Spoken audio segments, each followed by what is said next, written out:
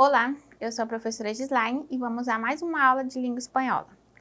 Na aula de hoje, a gente vai dar continuidade a falar sobre a habilidade de leitura na língua estrangeira, certo? Então, hoje a gente vai aprender um conteúdo que vai nos auxiliar cada vez mais na compreensão e na interpretação de texto em língua estrangeira, tá bom? Então, o tema da nossa aula hoje é Los falsos cognatos. Vamos aprender um pouquinho sobre esse conteúdo, alguns exemplos, certo? E como identificar essas palavras em textos da língua espanhola, tá bom? Para começar a nossa aula, a gente vai recordar um pouquinho sobre o que estudamos em algumas aulas anteriores, certo? Que foi justamente falando sobre a habilidade da leitura na língua estrangeira. Nós falamos um pouco sobre as técnicas e estratégias de leituras, falamos sobre inferências e sobre o uso de palavras-chave em textos, tá?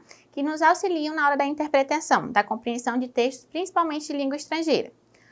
A gente comentou um pouco sobre estratégias de leituras ou técnicas de leituras em línguas estrangeiras, que a gente tem duas técnicas aí, que são o skimming e o scanning, certo? São dois nomezinhos em inglês que a gente dá para duas técnicas muito utilizadas na hora de interpretar textos em língua estrangeira.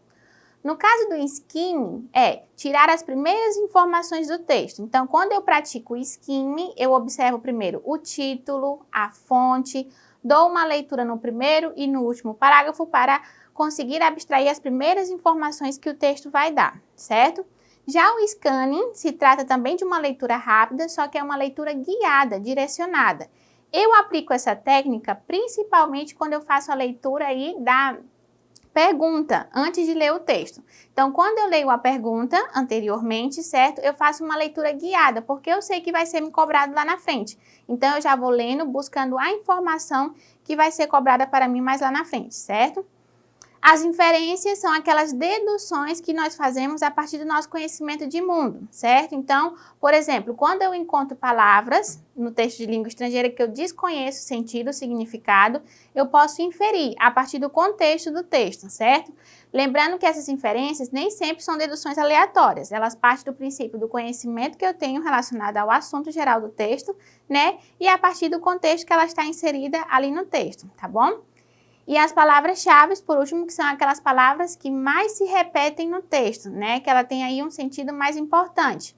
Então, são palavras que estão repetidas, né? São elas substantivos ou verbos que o autor utiliza, né? Para denominar aí, para utilizar como recurso, como palavra importante do texto, tá bom?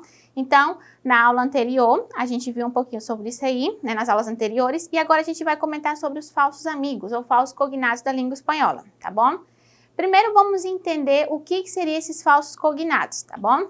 Os falsos cognatos, também chamados de falsos amigos em espanhol, são palavras cuja grafia ou pronúncia é semelhante entre os idiomas, porém possuem universos semânticos distintos, ou seja, têm significados diferentes. No caso da língua espanhola e da língua portuguesa, ainda que elas sejam próximas e possuam a mesma origem latina, há palavras que, por serem muito parecidas, seja na aparência ou na sonoridade, muitas vezes possuem significados bem diferentes, certo? Então, ó, o que seriam esses falsos amigos ou falsos cognatos? São aquelas palavras que são iguais ou muito parecidas, tanto na língua portuguesa como na língua espanhola, certo? Mas que elas pertencem a universos semânticos distintos, ou seja, pertencem a significados diferentes. Como o português e o espanhol são línguas muito parecidas, vai ocorrer muito de palavras que são aí iguais, certo? Ou parecidas, mas que o significado delas são completamente diferentes nas ambas as línguas, certo? A gente vai aprender agora com alguns exemplos, ó. Observa que aí eu tenho algumas frases em espanhol e eu tenho algumas palavras que estão destacadas. Essas palavras aí a gente classifica como falso amigo, certo? Por quê? Porque são palavras que também possuem na língua portuguesa, mas o significado dela é diferente, certo? Vamos ver a primeira frase, ó. Queremos um baço com água, certo? Tem uma palavra baço aí, certo? A tradução dessa frase para o português seria queremos um copo com água, certo? A palavra baço em espanhol significa copo na língua portuguesa, tá bom? Segunda frase. Fabiano corrió su saco antes de salir, certo? Ó, a palavra saco significa, ó, Fabiano pegou seu paletó antes de sair, certo? Então, a palavra saco significa paletó na língua portuguesa. Comprou las zapatillas en el viernes, certo? A tradução seria, ó, comprou os tênis na sexta-feira, certo? Então, a palavra sapatilha significa tênis na língua portuguesa. La ensalada está salada, certo? Tradução seria: a salada está salgada, certo? Então, a palavra salada, na língua espanhola, significa salgada, na língua portuguesa. Adele es muy graciosa. A tradução seria, ó, Adele é muito engraçada. A palavra graciosa significa engraçada. Mi guitarra es mi maior regalo. Seria, ó, meu violão é meu maior presente. Então, a palavra guitarra significa violão na língua portuguesa. El padre de Antônio estava cansado. Seria, o pai de Antônio estava cansado. Nosotros estávamos contentos em la cena de sábado. A tradução, ó, nós estávamos felizes na janta de sábado. Então, a palavra cena significa janta. Tenho muitos dolores en el cuello, certo? A tradução seria, ó, tenho muitas dores no pescoço. Então, a palavra cuello significa pescoço. E, por último, te extraño mucho. Seria, sinto muitas saudades ou muita falta de você, tá bom?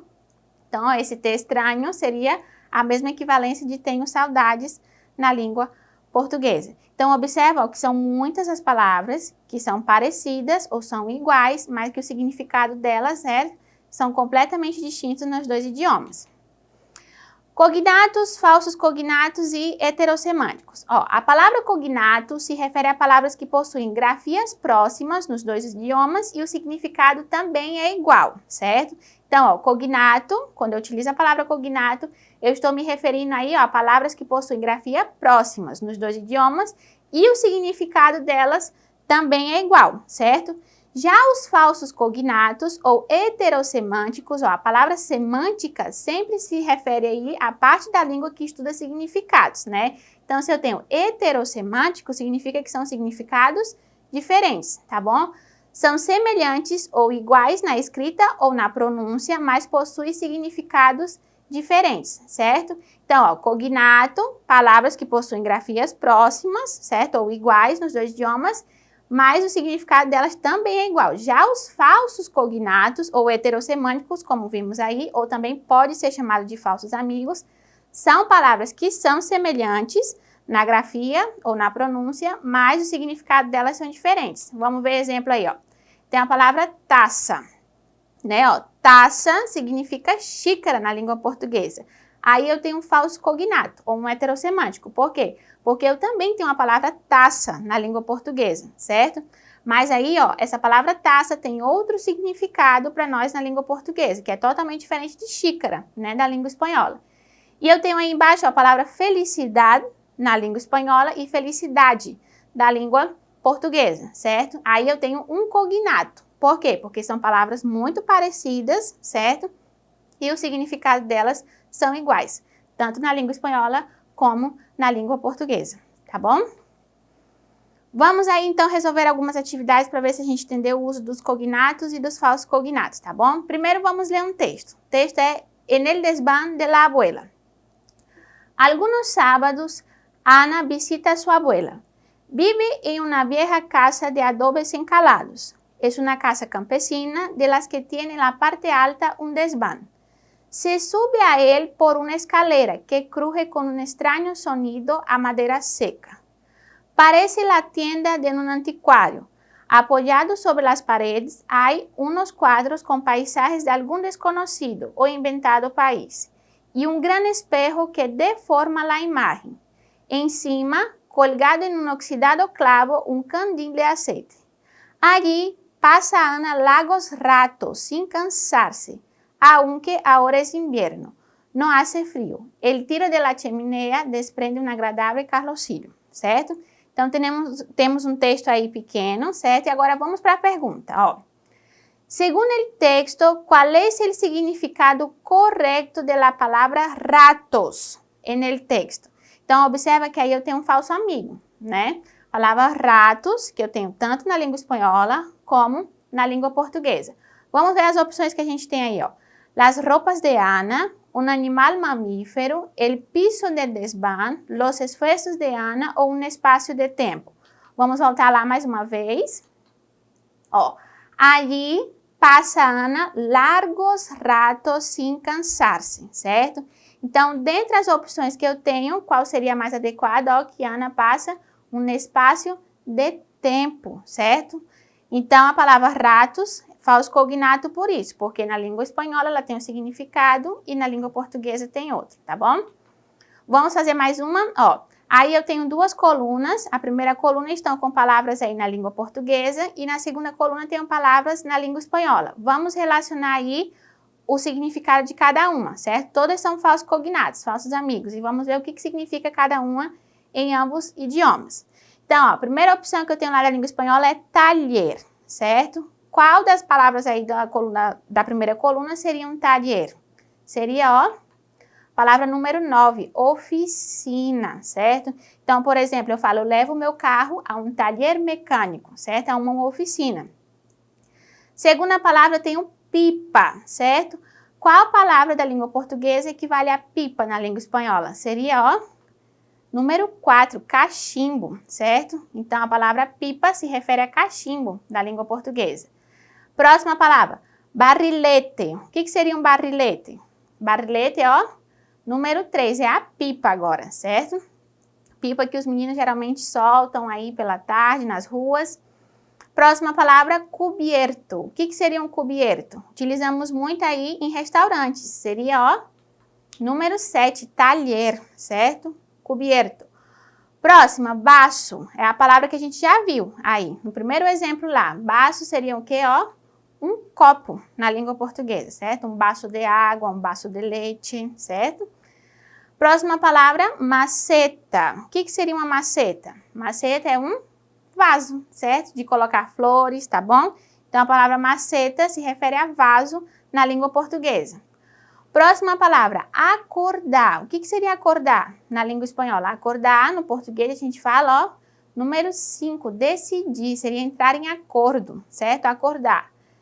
Palavra oficina. Oficina, na língua espanhola, a gente chama de número 10, ó, escritório na língua portuguesa. Então, por exemplo, ó, el abogado trabaja em uma oficina, certo? Cobija, o que seria Cobija? Além de ser a cidade da Bolívia. Cobija chamamos de quê? Número 8, coberta, certo? Na língua portuguesa. E por último, a palavra despertar. Despertar seria, ó, número 6, acordar. Então, quando a gente fala o verbo despertar, a gente se refere a acordar na língua portuguesa, tá bom? Então, para finalizar nossa aula, vamos concluir dizendo, ó, que a habilidade de leitura exige conhecimento de vocabulários, principalmente se essa leitura está sendo desenvolvida na língua estrangeira, tá bom? Então, para facilitar a minha interpretação, a minha compreensão, é muito importante eu ter o domínio amplo dos vocabulários na língua estrangeira, certo? E como a gente viu, ó, no caso da língua espanhola e da língua portuguesa, vamos encontrar muitos falsos cognatos, que são aquelas palavrinhas aí que nos geram dúvidas se realmente o significado delas é aquilo que a gente pensa, né? As semelhanças entre a língua portuguesa e a língua espanhola precisam de atenção, pois nem tudo que parece realmente é, certo? Então, sempre devemos ter uma observação com relação a isso. Observe o contexto e verifique se realmente o significado dessa palavra faz sentido no texto, certo? O contexto do texto sempre me ajuda a identificar o significado e vai me auxiliar se realmente aquela palavra significa aquilo. Caso contrário, poderá ser um falso cognato, certo? Para mais atividades sobre esse conteúdo, acesse a plataforma Eduque. Muitas graças e hasta a próxima classe.